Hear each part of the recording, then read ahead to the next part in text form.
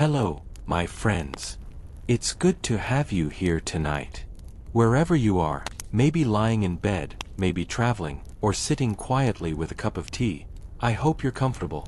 Before we begin, tell me, where are you listening from, and what time is it where you are now? I always wonder how far these stories travel, across cities, oceans, time zones, maybe even through sleepless nights. Tonight, I want to tell you about a woman who lived through a time when the world itself seemed to be ending. She was not a soldier, though she wore a uniform. She was not a hero, though she saved countless lives. She was a nurse, one of thousands sent to the front lines during the Second World War. Her name was Anna Keller. When the story begins, she was 26 years old, living in a quiet town that still smelled faintly of bread in the mornings. The war had already swallowed so many brothers, fathers, neighbors, yet her hospital remained far from the sound of guns. Until the letter arrived.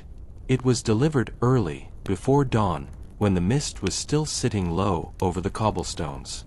Anna was washing her hands at the sink, the cold water biting at her skin, when she heard the knock.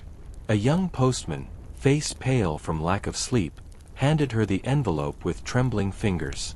She recognized the seal before she even opened it.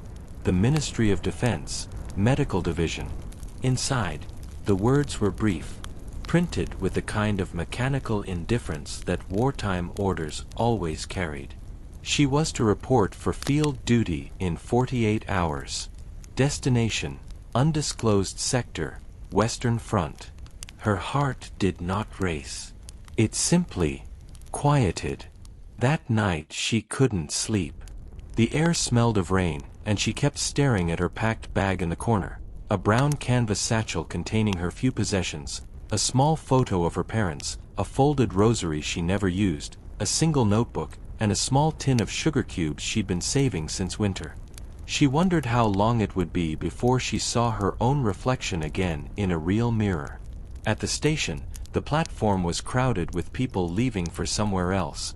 Soldiers with rifles, women in gray coats, nurses in pressed uniforms that would soon be covered in blood. Someone played a harmonica somewhere down the line, its lonely tune rising and fading in the fog. Anna stood with her orders in her hand, feeling the paper soften from the damp. When the train arrived, the steam hissed like a sigh, and she stepped aboard. The journey lasted for days. At first, there were towns, half empty, windows shuttered, people waving as if trying to say goodbye to the world they once knew. Then, open countryside, fields scarred with trenches and craters, forests burned black by bombs. The air grew colder as they moved west. The nurses shared bread, stories, and silence. One of them, a tall woman named Magda, leaned toward Anna and whispered, "The first thing you learn out there isn't how to treat wounds. It's how to stop shaking." Anna smiled weakly, pretending to understand. By the third night, they reached the zone that maps no longer marked. They had to switch to a military truck, its wheels struggling through mud thick as tar. The headlights revealed the remnants of villages, stone walls collapsed, churches split open like old books. Once, she thought she saw a figure standing among the ruins, but when she looked again, it was gone. They arrived at the field hospital before dawn. A cluster of tents and wooden huts stretched along a frozen riverbank. The smell of smoke and disinfectant filled the air. Men in bandages were already waiting outside, their breath turning white in the morning light. Some were carried on stretchers, others limped or crawled. The nurses were told to report immediately to the triage tent. Inside, the noise was overwhelming, shouting, groaning, the clatter of metal trays. The doctors barely looked up as new faces arrived. Name. Training. "You'll take Ward 3, one said. Anna nodded, tied her apron tighter, and walked into her first battlefield ward. It was dimly lit, rows of cots on either side. Some men slept, some stared blankly at the ceiling, some whispered prayers in languages she didn't understand. She didn't know where to begin, so she simply started, washing a face, adjusting a bandage, holding a hand. Every motion became automatic, detached, and yet strangely human. That first night, when the sounds finally quieted, Anna stepped outside. The moon hung low over the river, yellow and thin, reflected in the dark water. She could hear distant artillery, dull, rhythmic, like a slow heartbeat. She thought of home, the bakery, the smell of yeast, the warm floor under her feet. And she realized she couldn't remember the last time she'd truly felt safe. In her pocket, the orders had begun to tear at the edges, softened by sweat and time. She unfolded them once more, reading the printed words by the light of a match.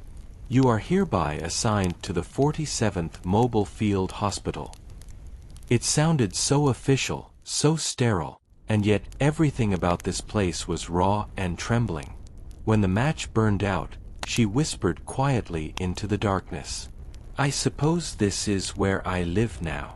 And somewhere beyond the horizon, thunder rolled again, or maybe it wasn't thunder at all. The morning came without light. The lamps in the ward were still burning when Anna woke, if she had slept at all.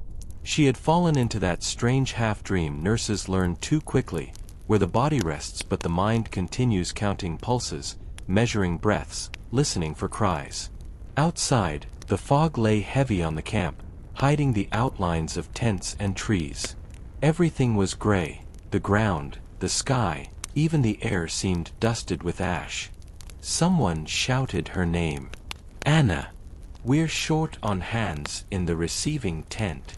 She tied her apron and ran. The tent was already full when she entered. The trucks had come back from the front.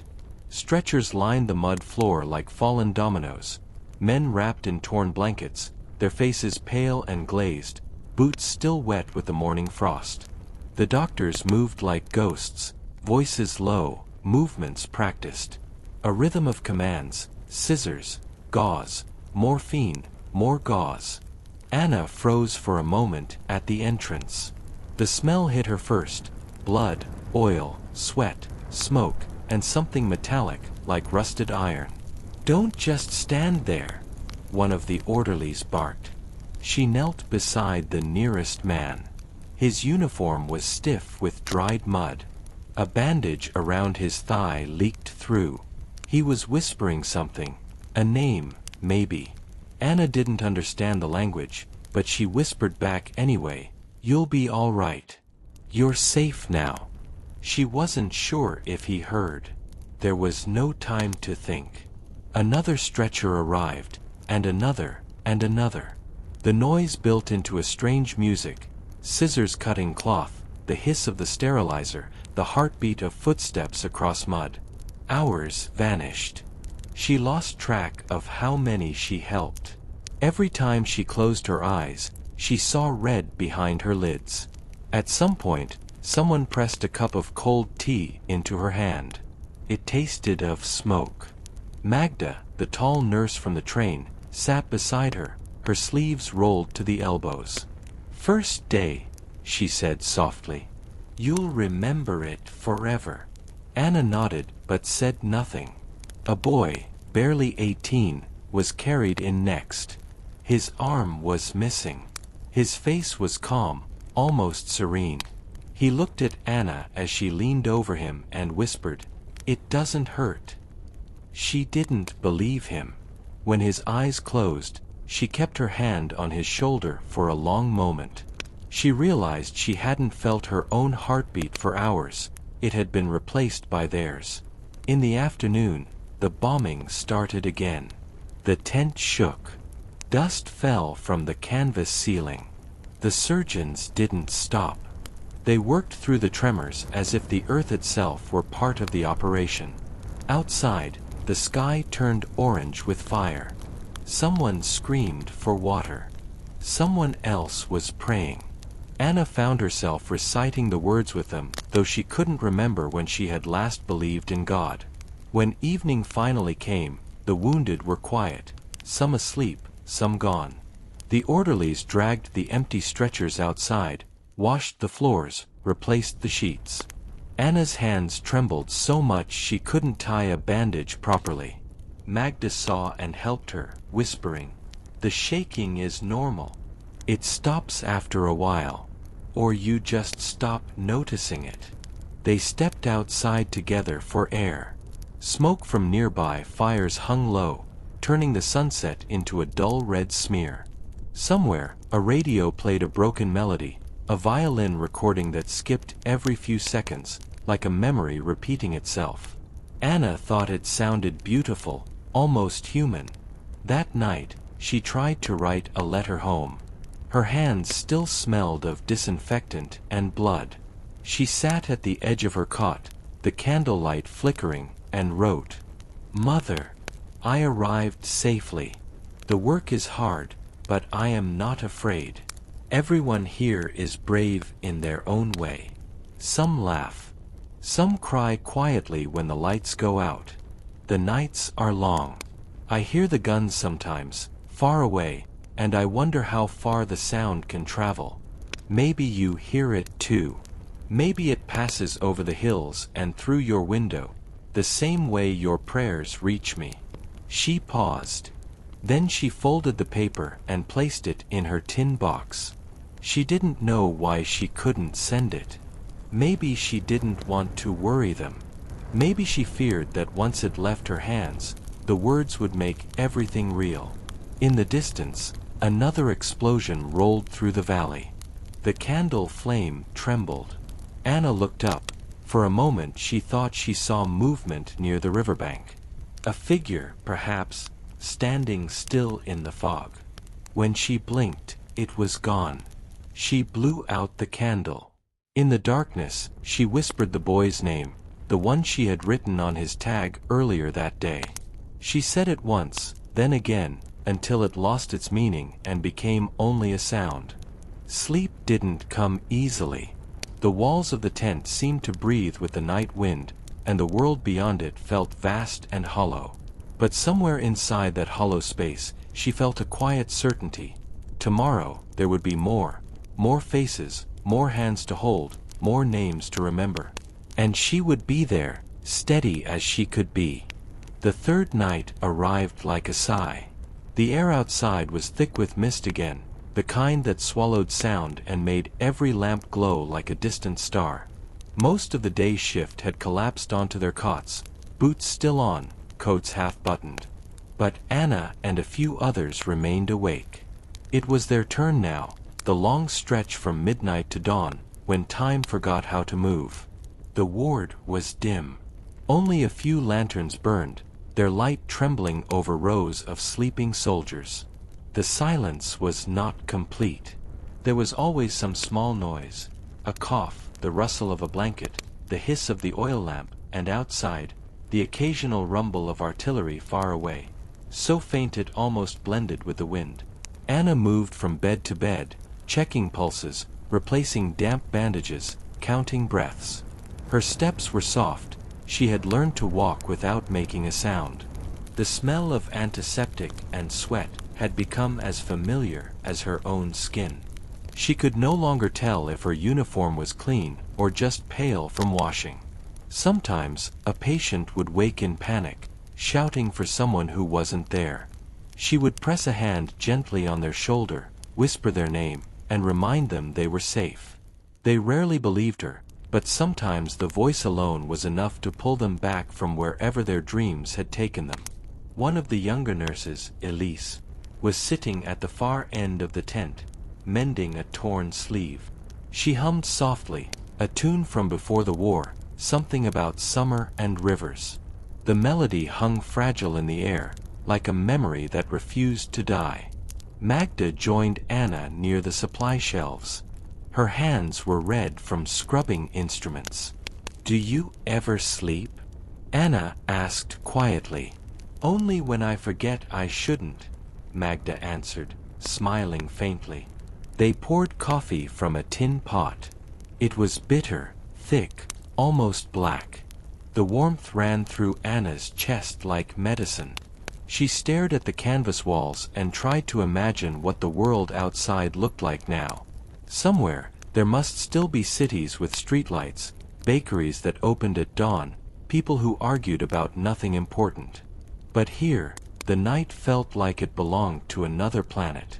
At 2 in the morning, the wind changed. The lamps flickered. Someone had opened the flap of the tent, letting in a breath of cold air, and with it, the scent of wet earth and gunpowder. A messenger entered, face pale and eyes hollow. He handed Magda a folded note. She read it, nodded, and tucked it into her pocket. "What is it?" Anna asked. "Another convoy tomorrow. They're moving the wounded further east. We'll be at half-staff again. Will it ever end?" Magda didn't answer. The night deepened. Anna walked to the far end of the ward, where a soldier lay under a thin blanket. His name tag read Jonas.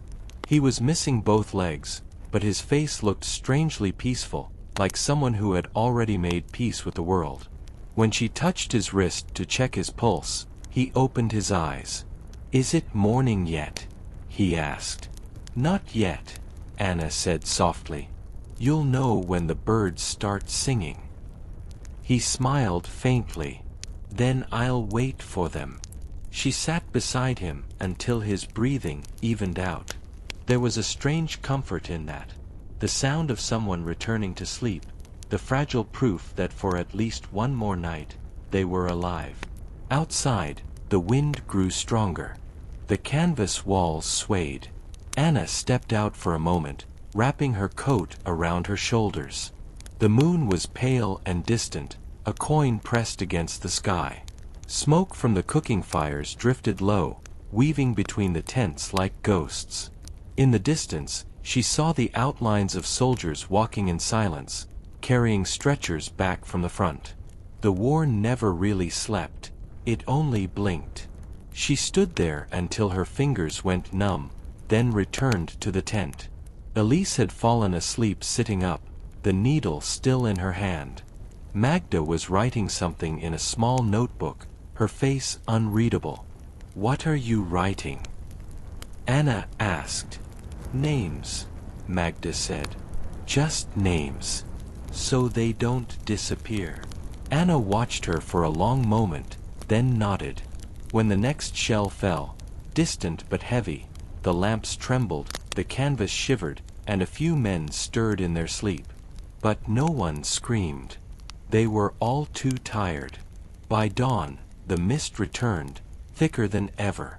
Anna was still awake when the first faint light crept into the tent. The air smelled of damp wool and iodine.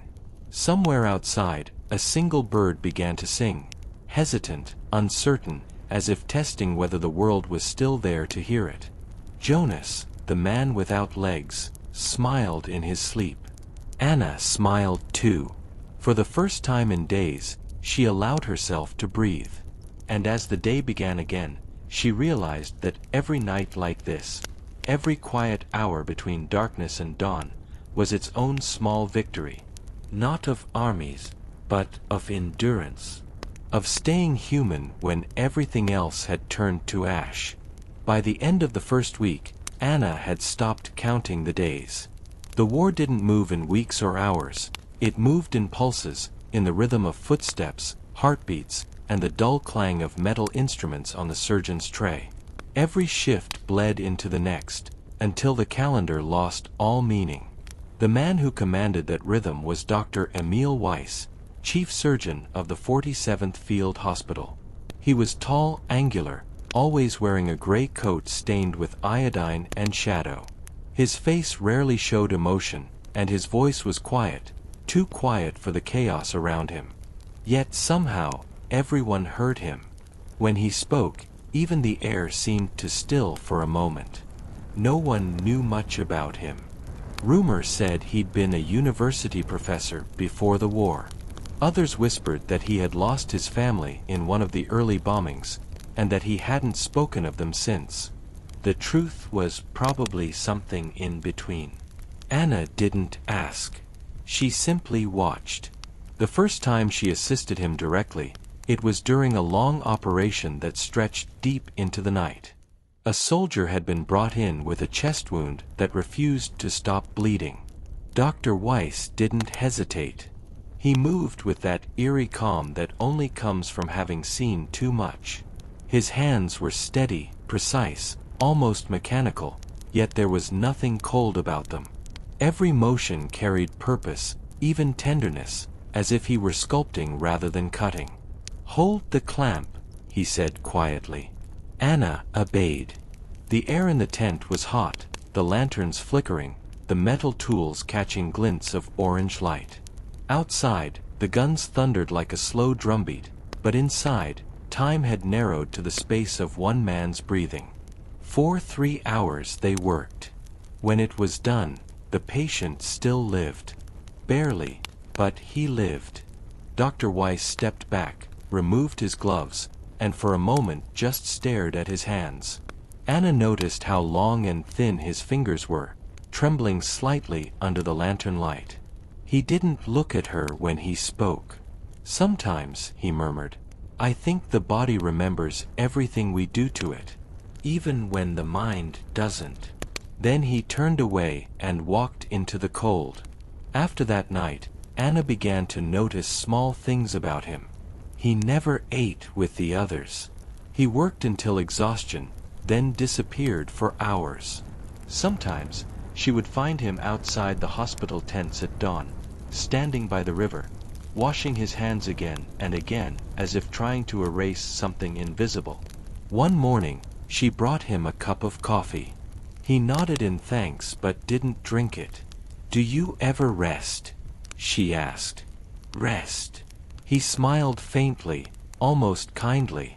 "Rest is for after." There was a strange gravity in him that drew people closer and pushed them away at the same time. He could be sharp, almost cruel, when things went wrong, but never without reason. Once, a young orderly dropped a tray of instruments mid-surgery.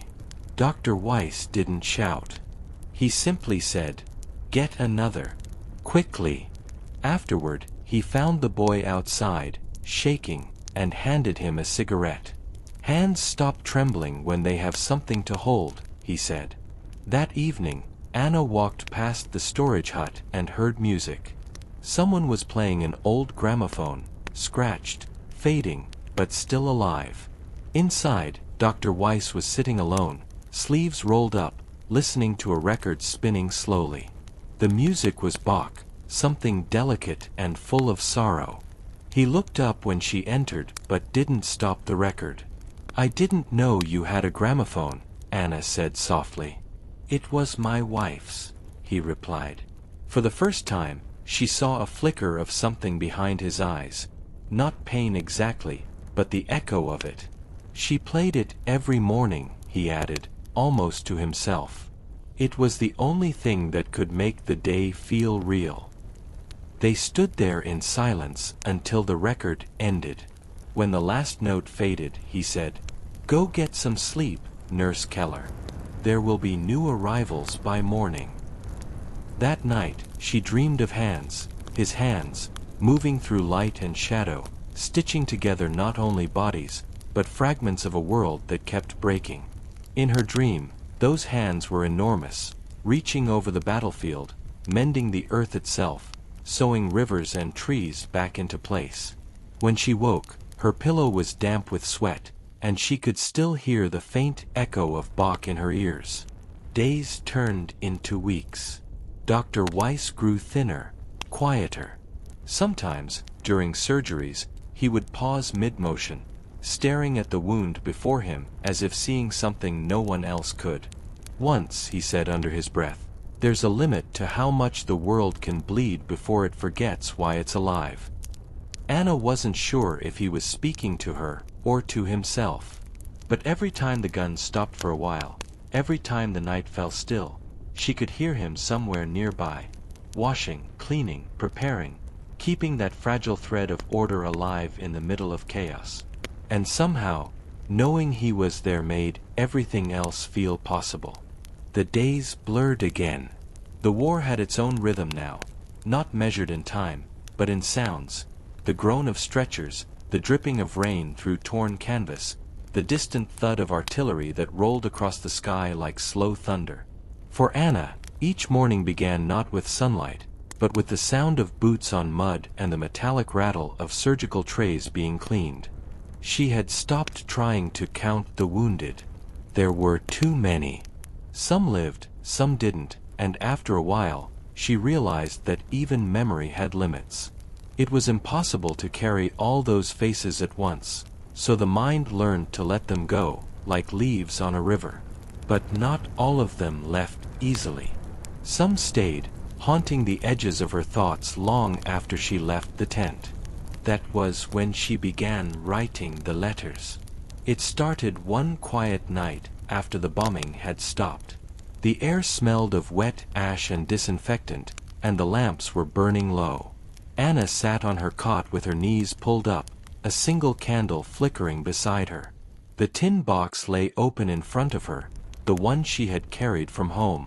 Inside were scraps of paper, torn from supply forms and bandage wrappers, smoothed flat as best as she could. She took one piece and began to write. Dear Mother, the nights here are strange. They never feel truly dark. Even when the lamps are out, the sky glows faintly, from fires far away, I think. It's as if the war lights its own stars. Sometimes, I imagine you sitting by the window, listening to the radio, wondering where I am. I am here, Mother, somewhere between noise and silence. I can still hear your voice when I close my eyes. Please don't worry. I'm all right. She stopped there, staring at the ink. It was a lie, but a kind one. The next night, she wrote another. Not to her mother this time, but to a soldier whose name she barely remembered. You didn't open your eyes before they carried you away. I was the one who closed them for you. There was mud in your hair and something like a smile on your face. You told me once you wanted to see the sea again. I hope wherever you are, you can hear it. She folded the note carefully, pressed it flat, and placed it in the box. It felt wrong to throw them away. Words, once written, seemed to deserve a home. Soon the box began to fill. Letters to no one, to everyone, to the living, the dead, the missing, and even to herself. Sometimes, she didn't write words at all. Just small sketches, a bandage roll, a lamp, the curve of a hand. She said it helped her remember that she was still a person, not just a uniform that moved through other people's pain. Dr. Weiss noticed the box one evening. He didn't ask, just glanced at it when she was tidying her cot. Keeping records, he said. Memories, she answered. He gave a small nod, as if he understood perfectly. One morning, when the wounded were few and the camp quiet, Anna carried her box down to the riverbank. The mist was lifting, and sunlight shimmered faintly on the water. She sat there for a while, breathing the cold air. She thought about sending the letters, but where? There was no address for the dead, and the living had already drifted beyond reach. She pulled out one sheet at random. It was unfinished, written in hurried ink. To anyone who finds this, we are still here. We are tired, and we are frightened, but we are still here. Tell someone. Tell them we tried. Anna folded it, pressed it to her lips for a moment, and placed it back in the box. Then she shut the lid and held it against her chest as if it were a heartbeat. Behind her, the camp stirred awake. Voices calling, boots crunching in the frost, the faint rattle of the generator starting up again. She stood, brushed off her skirt, and returned to work. The day unfolded as all days did. The wounded arrived, supplies ran low, and the smell of antiseptic clung to everything. But that evening, as the last light faded, she caught Dr. Weiss writing something of his own. He was sitting by the open tent flap, scribbling in a small notebook. "What do you write, Doctor?" she asked. He didn't look up. Nothing important. Letters. Not exactly. He paused, then said quietly, when the war ends, if it ever does, someone will ask what it was like. And I'd rather they read it than hear it from anyone who wasn't here. Anna smiled faintly. Then we're both writing ghosts, she said. That night, before she blew out her candle, she added one more page to her box. Dear stranger, if you ever find these letters, know that once there was a place by the river where people tried to heal the world. It didn't always work, but we tried. She placed it on top of the others and closed the lid softly. Outside, the guns were silent for the first time in days. The night air was cold, and the stars, real stars, not firelight, glimmered faintly above the tents. For a moment, Anna allowed herself to believe that maybe some of her words would survive. Not as news or records, but as quiet proof that she, and everyone like her, had existed. That somewhere between war and memory, there had once been hands that wrote, hearts that hoped, and letters that never found their way home. There is a certain moment, before dawn, when the war grows quiet. The guns go silent, the trucks stop moving, and even the wind seems to hold its breath. In those hours, the only sounds are the faint ticking of the lanterns and the slow, shallow breathing of the men on the cots. That was the hour Anna hated most, because in that fragile silence, she could hear everything else. The pulse in her ears, the soft murmur of pain, and the smell. The smell was everywhere. It was not one smell but 1,000, layered one upon another. Ether, disinfectant, blood, burnt fabric, wet canvas, and the faint sweetness of morphine. It filled the tent like a fog, clinging to skin, to hair, to memory. You could wash your hands until they bled and still smell it on your fingertips. Some nights, Anna dreamed in that smell. The ether was the worst. It was sharp and clean, almost cold, like breathing through ice. But beneath it was something else. The faint rot of infection, the metal scent of blood. Together they created a fragrance that could never exist outside of war. She often thought that if she ever made it home, she would recognize a battlefield by scent alone. That morning, when the trucks arrived, the quiet was gone again. The first stretcher was carried in by 2 medics covered in mud up to their waists. The soldier on it was missing half his face. The bandages were soaked through before they reached the table. Behind him came 2 more, and then 3. Set him down, Dr. Weiss said calmly. His voice never rose, no matter what came through those flaps. Clamp. Thread. Hold it there. Anna moved without thinking. Her hands found the instruments before her mind caught up.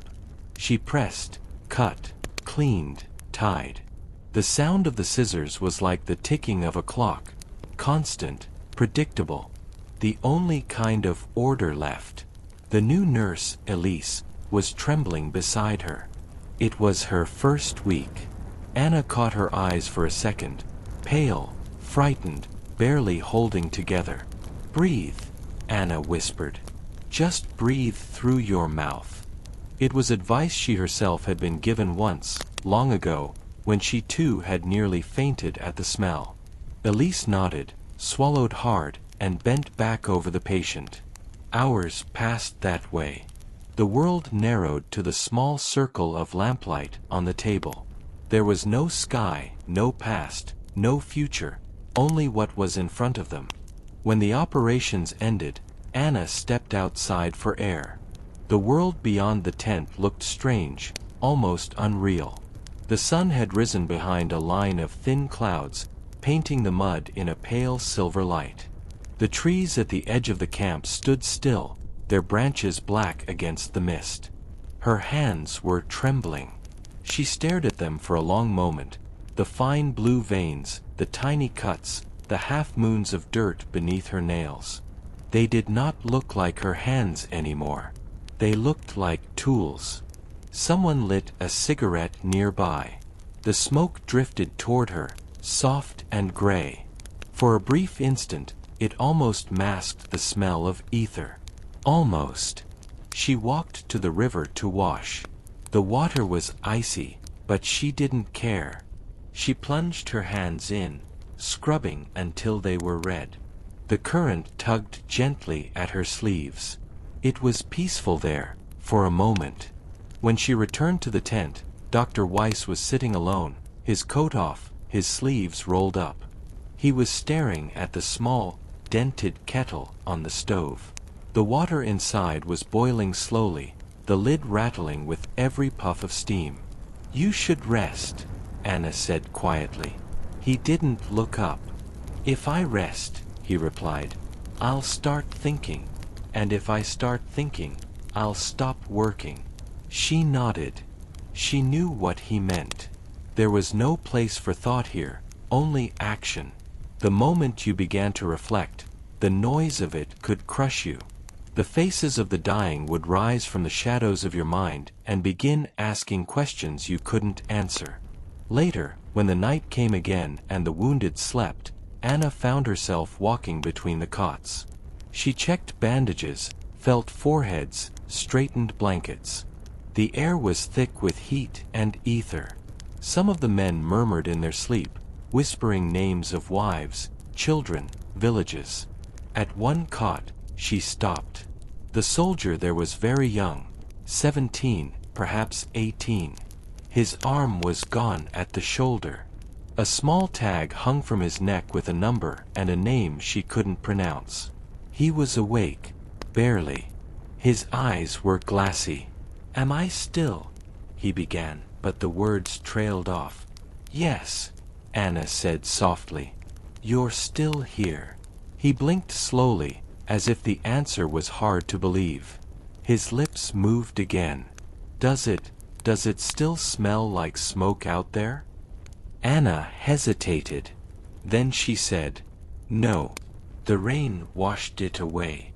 A small smile touched his mouth. He closed his eyes, and his breathing steadied. She stood there long after he had fallen asleep, listening to the rhythm of it, faint but real.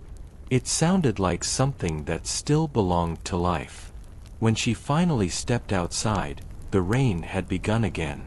The earth was soft beneath her feet. She tilted her head back and let the water fall over her face. The sky was low, heavy with clouds.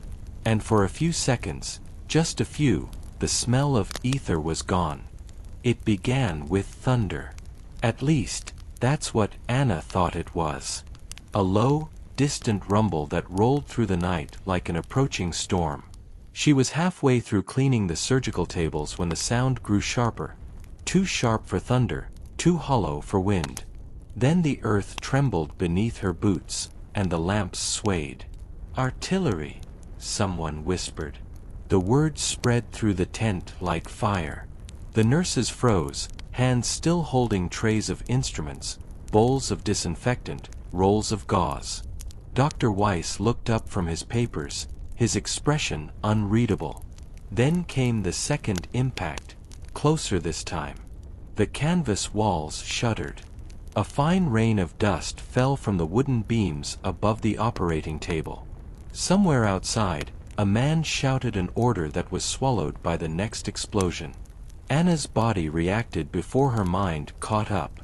She grabbed the lamp from the table, blew it out, and hissed to the others, "Turn them off!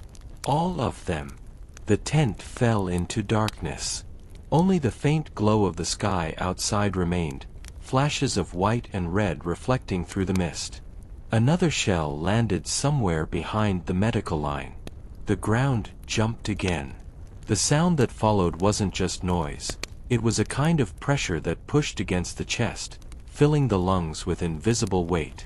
"Keep the patients down," Weiss ordered.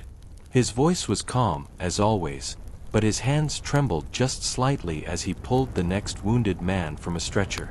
"Move them away from the center of the tent, along the ground supports. Go." Anna obeyed. She grabbed the nearest cot, dragging it toward the far wall. The soldier on it groaned, his eyes wide with confusion. "Stay still," she whispered. "It's all right. You're safe." She wasn't sure if it was true. The next explosion came so close that the lanterns swung wildly on their hooks. One fell and shattered, spreading shards of glass and oil across the dirt floor. The flame sputtered, caught, and for a brief moment a tongue of fire licked up the canvas wall. Anna threw herself on it with a wet blanket, smothering it before it could spread.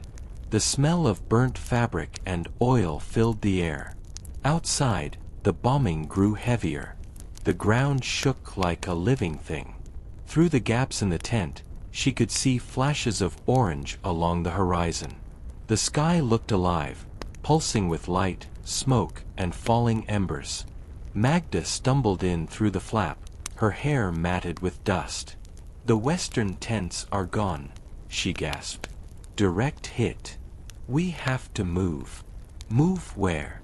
Weiss asked without looking up from the man he was trying to stabilize. "To the riverbank. There's a trench there." He hesitated for half a second, then nodded.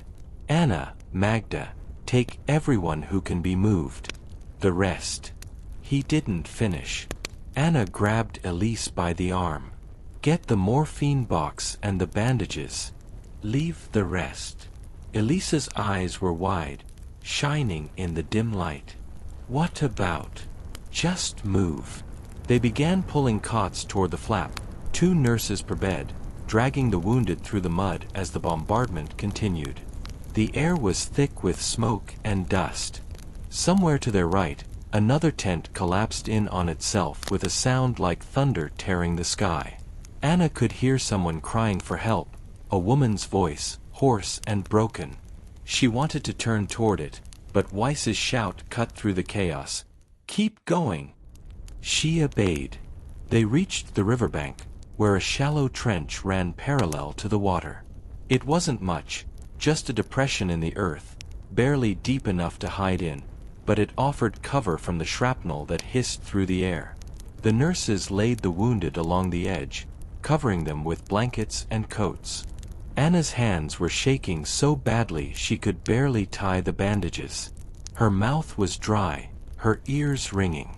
Every time she blinked, she saw another flash, red, white, then black. For what felt like hours, the bombardment continued. Then, slowly, it began to fade. The last shell landed somewhere beyond the forest, a dull echo swallowed by distance. Silence returned, a heavy, suffocating silence. The kind that comes after too much noise. Anna lifted her head. The camp was gone. Where the hospital tents had stood there was now only torn canvas, twisted metal, and smoke rising in lazy curls toward the stars. The lamps, all of them, were broken. Weiss appeared beside her, his face gray with soot. He was carrying a medical bag, though it looked half empty. "Everyone accounted for?" he asked quietly. Anna counted in her head. Elise. Magda. 2 medics. 8 patients. "Yes," she said. Then, after a moment, almost. Weiss nodded slowly. "Then we start again," he said. "We build again. Tomorrow. Tomorrow." The words sounded strange in his mouth, like something borrowed from another world. The nurses sat in silence for a long time, staring at the ruins. The night was strangely beautiful, stars glittering above the smoke, the river reflecting flashes of dying fire. Anna thought of the lamps, the warm golden glow that used to fill the tent at night.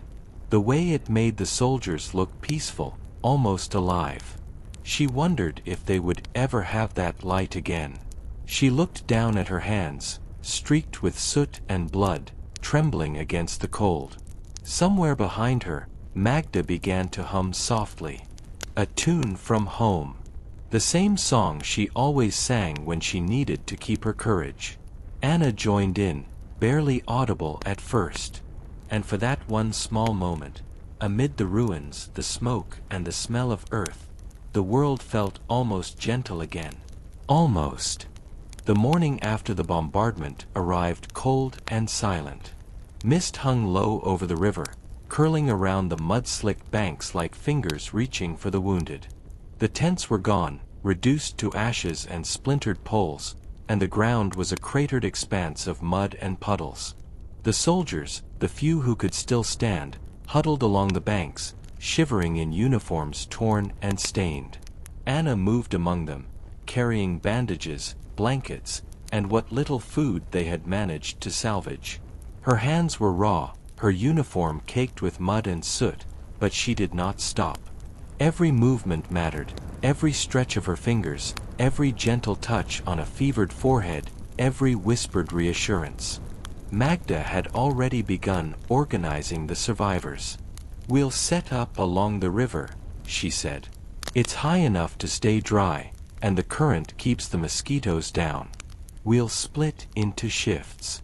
We can't leave anyone unattended." Anna nodded and looked down at the river itself.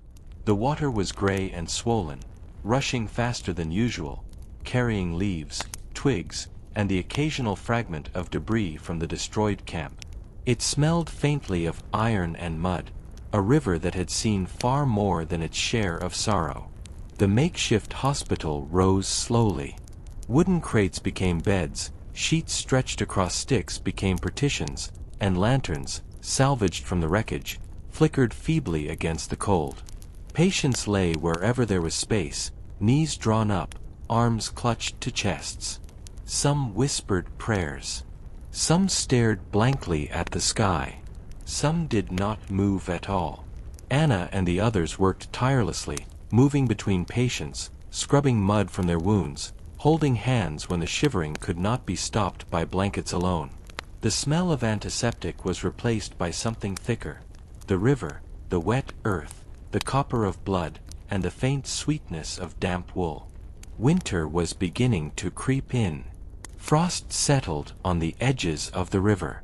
The wind cut through the thin blankets. Even the lanterns seemed smaller against the gray light. A man arrived on a stretcher, barely conscious, frost covering the edges of his uniform. His fingers were stiff and blue. Anna's heart pounded as she warmed them against her own hands. "Hold on," she whispered. "You're safe now. You're still here." The hours dragged, each one indistinguishable from the last. The cold seeped into their bones, and Anna felt it in her face and hands, in the ache behind her eyes. She wondered how long they could continue like this, whether they were holding back the river of death itself, or merely delaying it. Dr. Weiss appeared without warning, carrying another bag of supplies. "Where do you need me?" he asked. "Here," Anna said, pointing to a cluster of stretchers near the riverbank. "We have frostbite and fever. And some of them, they just keep shaking." He nodded and moved among the patients, hands steady, fingers working with precision that seemed impossible in the cold. Anna watched him, fascinated and envious. His calmness was almost unnatural, a force that seemed to bend the chaos into order. That afternoon, Anna found a quiet moment beside the river. The water swirled and churned, gray and alive, carrying broken leaves and driftwood downstream. She let her hands hover over the surface, feeling the cold tug at her fingertips. She thought of all the letters she had written, the unsent words, the names she could not forget. She wondered if any of them would survive, if anyone would remember the river of the wounded, if anyone would know what they had done here. A faint voice pulled her from her thoughts. "Miss Keller." She turned to see a young soldier, his arm wrapped in a crude sling of bandages, leaning against a crate. His eyes were tired but steady. "Thank you," he said quietly, "for not letting me die." Anna nodded. Words failed her. She smiled faintly. "You're not done yet," she said. "And I'm not done either." The sun dipped low behind the trees, casting long shadows across the riverbank. Smoke from small fires rose into the cold sky, curling into the mist. Lanterns flickered, casting warm light across the patients' faces. The makeshift hospital had taken shape, fragile and imperfect, but alive. Anna sat for a moment, exhausted but alert. She listened to the river, to the whispers of the wounded, to the distant thud of artillery still echoing in the hills. She thought of home, of bread rising in ovens, of warm beds, of streets she would never see again. And yet here she was, holding on to life where the world had nearly let it go. In that quiet, fleeting moment, she understood something essential. It was not enough to survive. It was not enough to heal wounds. One had to endure, to bear witness, to remember. And perhaps, by doing so, one could make the world slightly less broken. The night settled fully over the river. Frost glimmered faintly along the edges, lanterns burned low, and the nurses resumed their rounds, moving between the stretchers like shadows, whispering names, adjusting blankets, offering warmth. And somewhere, deep in the mist, the river carried away the traces of yesterday's destruction, but not the memory. Not yet. Winter had begun to tighten its grip. The nights were long and merciless, and the riverbank, which had been a temporary refuge, now seemed almost hostile. Frost crusted the edges of every blanket, and the thin wooden crates creaked under the weight of exhausted bodies. The patients, once merely wounded, were now falling to a different enemy: fever. It started slowly. A few soldiers shivered with their teeth chattering in the thin blankets. Their skin burned hot to the touch, sweat matting their hair and streaking dirt across their pale faces. At first, Anna thought it was the cold, the aftermath of frostbite and exposure. But then the coughs began, dry, rattling, unrelenting. By the third day, the ward had transformed. The makeshift hospital along the river had become a fever ward. Stretchers were pushed together to conserve warmth, lanterns flickered endlessly, and the nurses' faces grew pale under the constant strain. Every corner smelled of sickness, the copper tang of blood, the sour tang of sweat, the acrid hint of disinfectant used again and again, trying to mask what could not be masked. Dr. Weiss moved among them, silent and focused. His hands, steady and precise, administered medicine, monitored pulses, and adjusted the meager supplies of morphine and quinine. But even he could not stop the tide. The sickness spread faster than they could move, a creeping, invisible enemy that claimed strength before it claimed life. Anna held the hands of a young soldier, barely 16, as his fever raged. "Don't leave me," he whispered. "You're not alone," she said softly. "I'm here." Hours melted into one another. The nurses' sleep vanished completely. They moved from stretcher to stretcher, mopping foreheads, adjusting blankets, holding hands, whispering names, whispering prayers, whispering nothing at all. Each night bled into the next, and fatigue became a permanent ache in their bones, a shadow that followed their every step. The river itself seemed to mourn. Its currents carried leaves and branches downstream, the water gray and heavy under the winter sky. Anna sometimes watched it for a few minutes, imagining it carrying away the sickness, the ash, the smoke, the destruction. But when she looked back at the stretchers, the fever had not lifted, and the work continued. One evening, a soldier she had been tending for days whispered something that made her stop in her tracks. "Will I see my mother again?" She knelt beside him, brushing damp hair from his forehead. "You will," she said.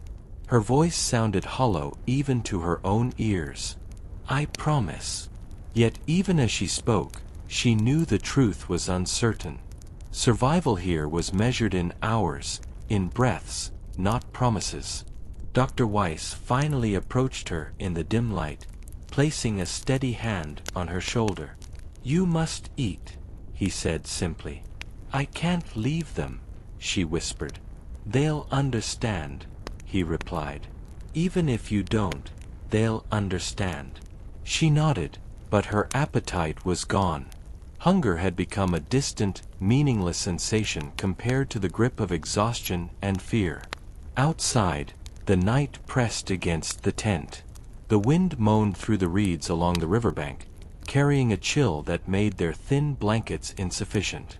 Somewhere a lone gun fired in the distance. The river reflected the faint glow of the stars, a silver ribbon of light that seemed impossibly far away from the small, fevered world they inhabited. Anna moved from stretcher to stretcher, her hands shaking. She could feel her own pulse racing in rhythm with the suffering around her. The boundary between herself and the patients had blurred. Their pain had become hers, their fever had warmed her skin, their fear had settled in her chest like a stone. Somewhere in the darkness, a voice murmured a name. She answered automatically, gently. A shadow shifted. A hand twitched. And in that fragile, terrible night, she understood that endurance was no longer enough. Compassion had to carry the weight of life itself. And so, the fever ward continued. Lanterns burned low, the river flowed gray and indifferent, and Anna and the nurses remained, tireless and unseen, battling an enemy they could not touch, a sickness they could barely fight, yet refusing to let it claim hope completely. Even as the frost settled further into the earth, and the cold pressed against their thin shelter, they endured. The river fog came early that week. It rolled in over the water like a gray tide, curling around the stretchers, the lanterns, and the frozen hands of the wounded. By mid-morning, the entire camp was swallowed in a world without edges. The river disappeared into nothing, the banks vanished, and the distant hills became shadows blurred by mist. Anna moved cautiously among the patients, the familiar routine of checking pulses and straightening blankets now complicated by the haze. The mist seemed alive, carrying voices that weren't there, whispers from nowhere, laughter that faded before it could be placed, footsteps that echoed where no one walked. She shivered, drawing her coat tightly around her, though it did little against the damp cold that clung to her like a second skin. "Did you hear that?" Elise whispered behind her, eyes wide, teeth chattering. Anna paused. For a moment, she thought she did, a low murmur, almost human, almost pleading. But when she turned, the air was still, thick with gray, and the river's current murmured faintly in place of sound. The mist played tricks. It wrapped around the wounded like fingers, lifting blankets in silent gusts, swaying the lanterns in impossible rhythms. The nurses began to see movement where there was none, shadows that seemed to stretch and twist, fleeting glimpses of soldiers who had already been carried to the grave. By afternoon, rumors began to circulate. A soldier swore he had heard the enemy approaching, the crunch of boots in the mud, the low hum of voices speaking a language no one understood. Another claimed to have seen figures moving through the mist, tall and dark, vanishing as quickly as they appeared. Anna tried to focus on her work. The fever ward demanded attention. Patients moaned, hands twitched, and the smell of sweat, blood, and medicine thickened with each passing hour. Yet the voices in the mist persisted, a subtle, creeping distraction that gnawed at the edges of consciousness. Dr. Weiss noticed. He didn't comment on it, but she caught him glancing toward the fog, lips pressed tightly together, jaw clenched. His hands moved over instruments and patients with the same steady precision, but there was a shadow beneath his calm, a tension Anna had not seen before. That night, the mist thickened further, folding the world into a gray cocoon. Anna lay on her cot, exhausted beyond measure, but sleep would not come. She heard the whispers again, faint, distant, almost intelligible. Anna! Her heart leapt. She froze, straining to listen. The voice came again, softer now, urgent and pleading. Anna! She jumped to her feet, lantern in hand, searching the tents and the stretchers. Nothing moved except the fog itself. The river flowed silently. The patient slept fitfully, murmuring in fevered voices. Her mind raced. Exhaustion and fear made the edges of reality blur. She wondered if the mist had always been here, carrying with it the voices of the dead, the dying, and the lost. Or if the constant nights, the cold, the ceaseless suffering had begun to fracture her perception. Dr. Weiss appeared silently beside her, his coat dusted with frost. He had been standing there the entire time, and yet she hadn't heard him approach. "They are only whispers," he said, voice quiet but firm. "Nothing moves that isn't already here." Anna wanted to believe him. She clutched the lantern closer, the warmth a fragile anchor against the creeping cold. Yet when she looked out toward the river, the mist seemed almost to pulse, as if breathing, alive with voices that belonged neither to the living nor the dead. She returned to the patients, moving between stretchers with trembling hands, whispering reassurances she barely felt. One soldier's hand slipped from the blanket. She held it, murmuring his name. Another shivered violently, fever burning through him. The mist wrapped tighter as night deepened. Lanterns flickered, sputtered, and finally held steady only by the nurse's constant vigilance. The voices persisted, fragmented, distant, haunting. By dawn, the fog had thinned, leaving the river pale and indifferent. Anna's body ached, her hands shook, and exhaustion pressed against her mind like a physical weight. Yet the patient still lived, still breathed. The whispers were gone, at least for now, but their echo lingered in her ears. She realized something she could not deny. Survival was no longer only physical. It was mental, emotional, a constant struggle to distinguish the living from the dead, reality from illusion.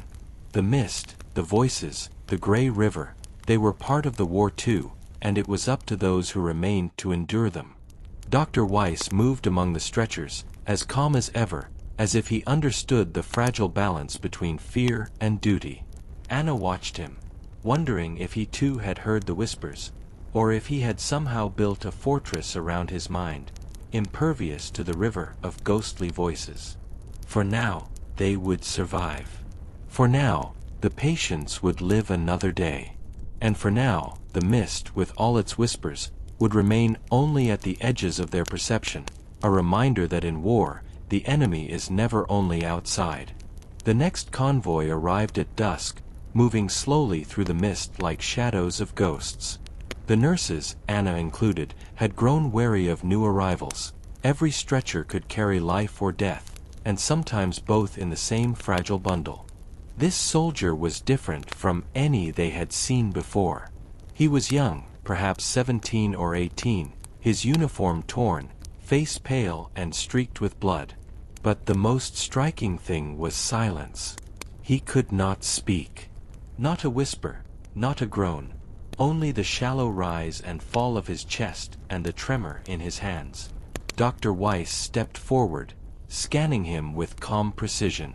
His fingers pressed lightly against the soldier's neck, jaw, and chest, testing, feeling, reading. Anna watched closely, noting every subtle movement, every twitch of a finger or flicker of an eyelid. "He's stable but conscious," Weiss said quietly. "Only partially, and unable to speak." Anna swallowed hard. She had dealt with fever, frostbite, and gunshot wounds, but this was different. The soldier was trapped inside his own body, conscious yet voiceless, and the fear in his eyes burned through the fog and exhaustion alike. She knelt beside him, holding his trembling hands gently. His eyes darted to hers, wide, searching, asking questions she could not hear. "You're safe here," she whispered, even though she knew the words could not reach him. "We'll take care of you." For the next hours, she became translator, interpreter, and witness. Every blink, every twitch of his hands, every shift of his gaze became a message she had to decipher. A shiver meant cold. A squeeze meant fear. A slow exhale meant relief. Slowly, Painstakingly, she pieced together his needs: water, warmth, reassurance, bandage adjustment. Dr. Weiss worked silently beside her. His hands moved over the soldier with the same steady precision, tying bandages, adjusting splints, cleaning wounds. He spoke only when necessary, and always in calm, measured tones. Anna wondered if he, too, could hear what the soldier could not say. Hours passed in this silent dialogue. Anna began to feel a strange connection with him, the sort that formed only under the pressure of shared suffering and urgent necessity. She could almost anticipate what he needed before his eyes asked. She realized that the boundary between nurse and patient had dissolved completely. At one point, the soldier twitched violently, sweat dripping from his forehead. Panic surged in Anna's chest. She pressed her hands against his, murmuring names, whispering soft reassurances. Slowly, he calmed, letting his body relax in her grasp. The night deepened, and the river outside whispered against the frozen banks. The mist had returned, curling around the stretchers and lanterns, swallowing the edges of the makeshift hospital. Yet within the tent, a fragile order held, a rhythm of breaths, of touches, of quiet gestures that kept life tethered to the living. Anna realized something profound. Words were not necessary. Compassion did not need speech. Presence was its own language, and in the quiet communion between her hands and the soldier's trembling form, she felt a fleeting sense of connection, a bridge between life and the darkness that hovered at the edges of the ward. By dawn, the soldier had grown slightly calmer. He still could not speak, but his eyes held a faint glimmer of trust. Anna sat beside him, hands folded over his, exhausted beyond belief, but unwilling to move. For the first time in days, she allowed herself to feel a fragile relief. One life held, one connection made, one small victory in the endless tide of suffering. Dr. Weiss watched silently from the far side of the stretcher. His expression was unreadable, but Anna caught the faintest hint of acknowledgement, a recognition of the effort it had taken, of the weight she had carried without faltering. Outside, the river flowed gray and cold, carrying leaves, debris, and the silent echoes of yesterday's war.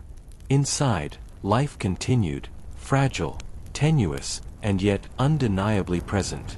Anna knew this would not be the last time she faced silence, helplessness, or fear. But for this moment, she had learned something vital. Even without words, life could still speak. Winter arrived with a sudden cruelty that the riverbank had not known before. The frost thickened overnight, coating every surface in ice that glittered in the weak morning light. Breath hung in the air like smoke, and even the river seemed to slow, moving reluctantly under the weight of the cold.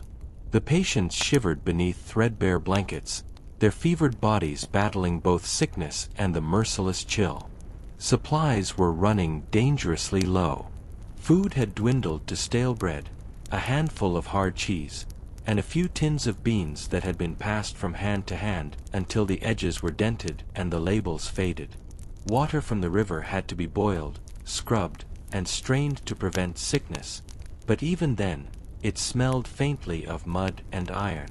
Anna moved through the camp, counting rations, inspecting bandages, and trying to maintain order. Her hands were raw from constant washing and scrubbing, the skin cracking against the cold. She wrapped them again in cloth before touching the patients, as if the layers could protect both her and them. Magda appeared, carrying a small bag of supplies she had salvaged from the previous day's convoy. Her eyes were sharp, scanning the scene like a hawk.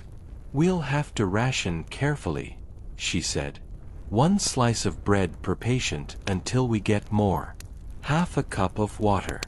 Only 2 bandages per serious wound. No exceptions." Anna nodded. Every ration felt like a negotiation with survival itself. Each day without proper food and warmth threatened to break their endurance, to erode the fragile thread keeping life tied to life. The soldiers were patient, mostly.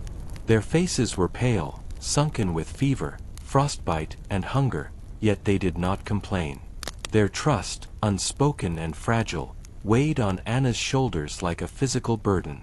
One morning, a frozen crate was discovered near the riverbank. Inside were a few loaves of bread, some sugar, and a handful of preserved meat. It was enough to feed the entire ward for a day. Barely, but it was a victory. Anna and Magda divided it carefully, each slice rationed with precision, every crumb accounted for. Dr. Weiss worked tirelessly, checking the wounds, adjusting splints, administering what medicine remained. He moved like a machine honed to endurance, and yet Anna noticed the subtle signs of fatigue in him. The slight tremor of his hands when tying sutures, the way he rubbed his eyes in exhaustion. Even the strongest could falter under winter and war. The nights were the hardest. The cold seeped into the bones of the wounded, and into the nurses themselves. Blankets, thin and tattered, offered little protection. Anna would sit by the cots, pressing her hands against the icy arms of soldiers, whispering names, murmuring warmth into the darkness. Sometimes she imagined that if she whispered loud enough, the cold would retreat, that her voice alone could stave off the frost. One evening, a small fire was built using splintered crates and discarded canvas. The smoke curled into the icy air, carrying warmth that was almost tangible. Soldiers clustered around it, hands stretched toward the flame, eyes closing briefly against the harsh wind. Anna watched, exhausted but alert, noting the way shadows danced across their faces. The slight smile of a boy who had survived another day, the closed eyes of a man finally resting. Yet the rationing continued. The fear of running out of supplies haunted every moment. Even the bread, the water, the small stores of medicine, were precious, and every decision carried weight. Anna learned to calculate need, to anticipate illness, to stretch life across frost and hunger. Each ration distributed was a delicate negotiation with fate. And still, the river flowed beside them, gray and indifferent. It carried ice and debris, but it also carried the rhythm of life, a quiet reminder that the world moved forward even when the camp seemed on the edge of collapse. In those endless days, Anna began to understand that survival was not simply enduring wounds or frost. It was balance, rationing, tending, observing, and, above all, refusing to surrender even when the body and mind screamed for rest. By the time night fell again, the makeshift hospital glowed faintly under the flickering lanterns. Soldiers huddled close to one another, nurses moved among them with practiced precision, and the fire, small but steadfast, kept the frost at bay. Anna sat for a moment, hands wrapped around a small tin cup of weak tea. The warmth seeped into her fingers, offering a rare comfort. She looked across the river, where mist rose and mingled with the cold air, and thought of all they had endured and all that lay ahead. Winter had only begun, and they had only just begun to learn what it truly meant to survive it. Night fell with a merciless, silent weight.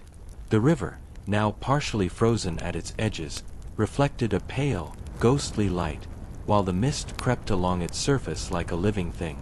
Anna had volunteered for the first night watch, a duty that had previously been shared but tonight fell solely to her.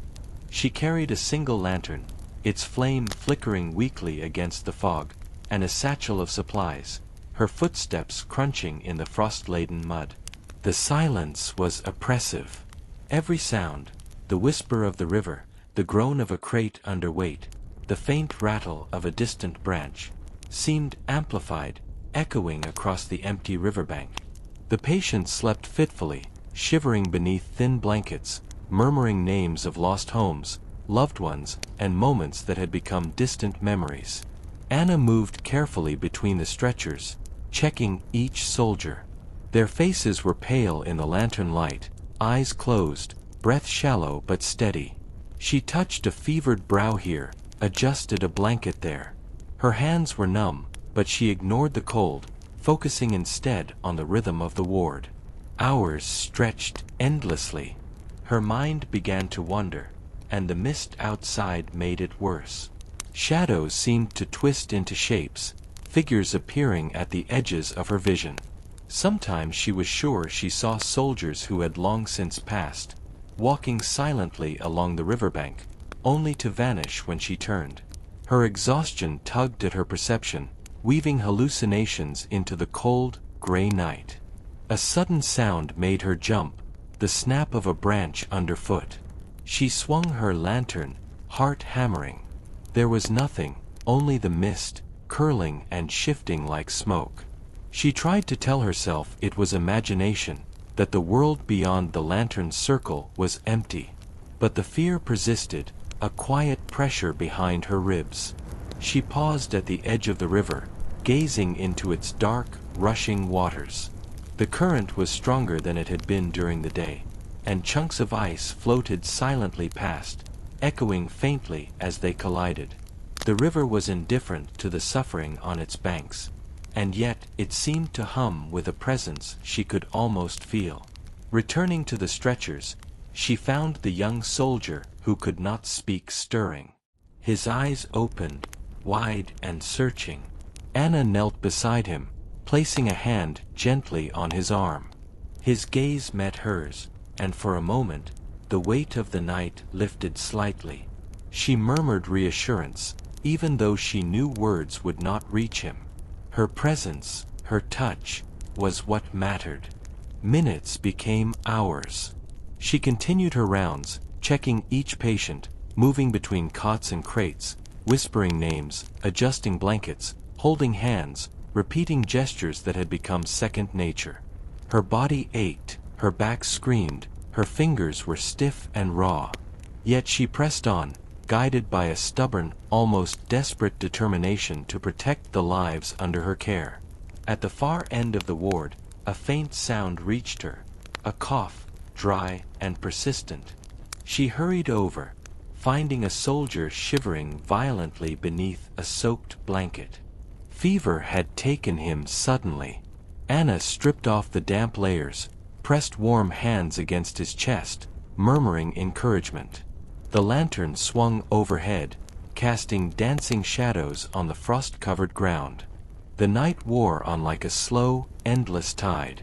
The mist thickened, curling between stretchers, around crates, and across frozen earth. The cold gnawed at her bones, and the exhaustion began to warp her perception further. For a fleeting moment, she thought she saw faces in the mist, friends, patients, strangers, all staring silently, asking questions she could not answer.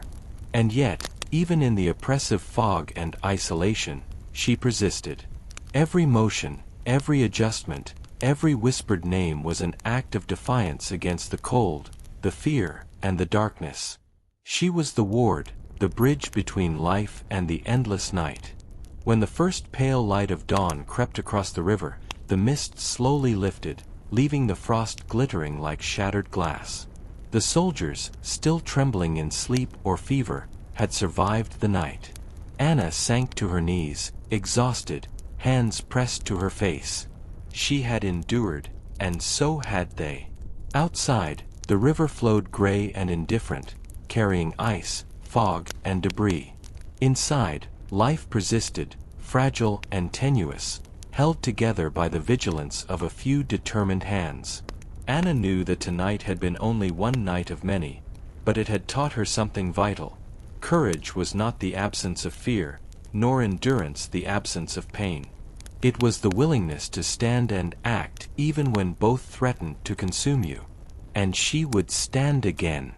The morning arrived pale and brittle, the frost still clinging stubbornly to the riverbank. Lanterns, now mostly extinguished, were wet with condensation, and the patients shivered beneath thin blankets, their breath rising in small clouds against the cold. Anna moved quietly among them, adjusting bandages and brushing the frost from hair and brows, when a distant sound reached her, the crunch of boots over frozen mud. A messenger appeared through the mist, carrying a folded bundle of papers, his uniform streaked with dirt and snow. His face was young, grim, and haggard, the kind of face that had already seen too much. He approached Dr. Weiss first, bowing slightly, then extended the bundle toward Anna. "They've sent news from the front," he said, voice low but urgent. "Orders, reports, and casualty numbers." Anna took the papers with shaking hands, feeling the weight of them not as paper, but as reality. She recognized the handwriting, meticulous, precise, but the words beneath it carried a gravity she could barely bear. The front was shifting, battles raging beyond the hills, artillery pounding towns and villages, lines of soldiers advancing and retreating like tides of despair. The numbers were staggering. Hundreds lost, thousands wounded, towns destroyed, families uprooted. She read silently, absorbing the terror and the grim necessity of each line. Some names were familiar, units she had tended, soldiers she had seen carried along stretchers like broken puppets. Others were unknown, faces and lives swallowed in the endless machinery of war. Dr. Weiss placed a steady hand on her shoulder. "News is always heavy," he said softly. "But we cannot let it paralyze us. There are still lives here that need tending." Anna nodded, though the weight of what she had read pressed against her chest. She moved among the patients, trying to reconcile the vast, impersonal devastation with the individual suffering in front of her. Every touch, every whisper, every adjustment of a blanket became an act of defiance against the enormity of the war. The messenger stayed only a moment, murmuring the location of the next convoy and the estimated arrival of supplies. His eyes lingered on the ward, taking in the fevered faces, the frost-crusted blankets, the thin, exhausted hands of the nurses. Then he turned and disappeared back into the mist, leaving only the echo of his boots and the weight of the news behind. Anna sat by the riverbank for a long moment, staring at the gray water. The river flowed on, indifferent, carrying ice, mud, and debris downstream, as if the war itself were passing over it without pause. She thought of the patients under her care, of their breathing, their trembling hands, their fevered skin. In the midst of so much destruction, this small ward, this fragile line of survival, seemed both insignificant and impossibly vital.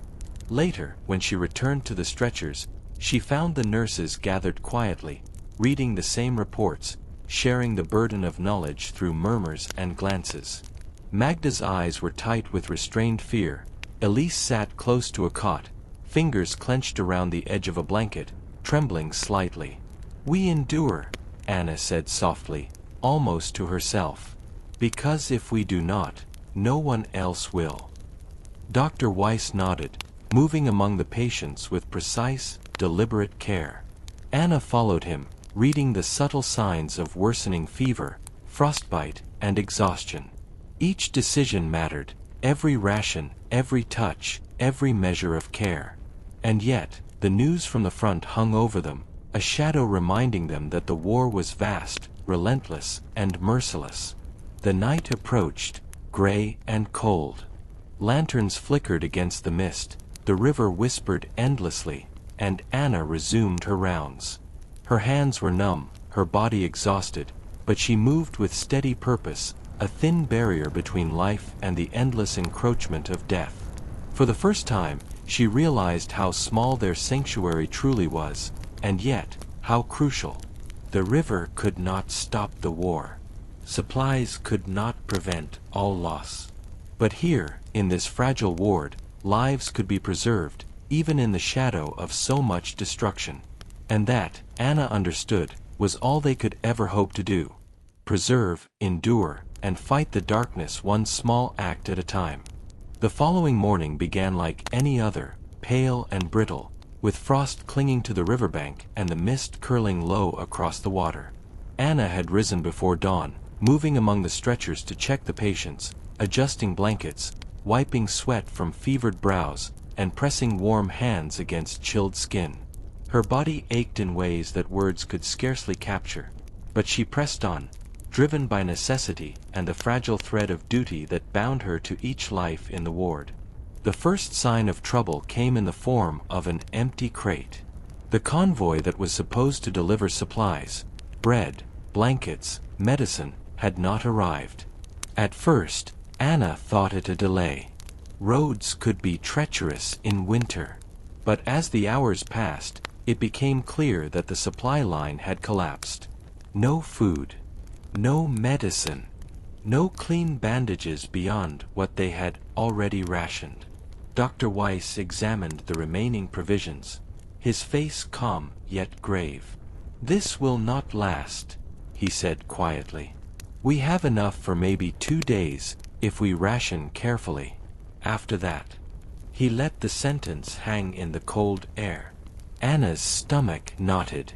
She had been rationing meticulously, and yet even her calculations could not stretch so far. The patients were already weak. Many were fevered and frostbitten.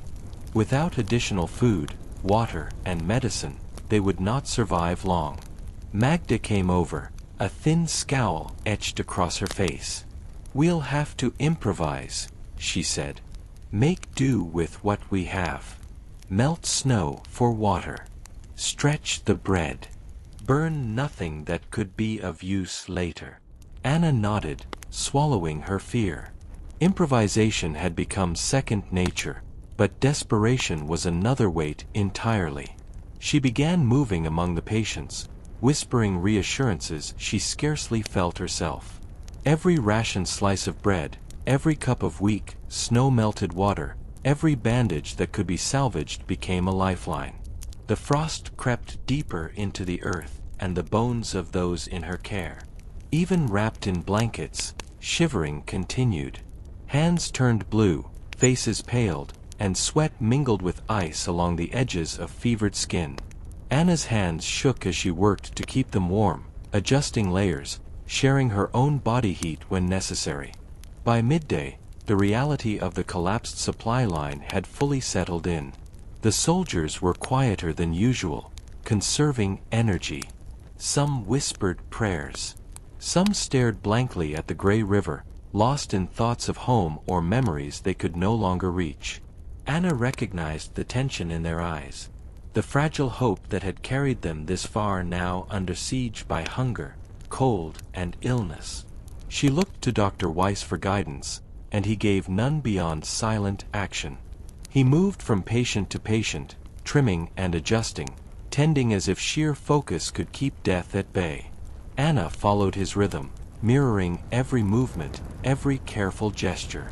In the absence of supplies, their skill, patience, and presence became the only shields between life and the relentless tide of suffering. That evening, the nurses huddled briefly around a tiny fire, using nothing more than splintered crates and torn canvas.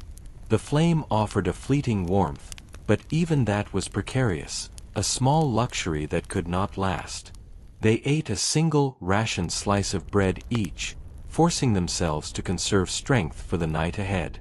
The patients continued to shiver, cough, and groan, some too weak to even lift a hand.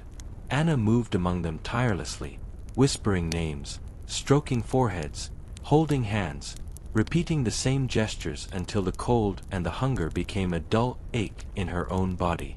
And yet, even in the harshest reality of hunger and frost, she found moments of fragile victory. A shivering hand would relax under hers. A fevered gaze would soften.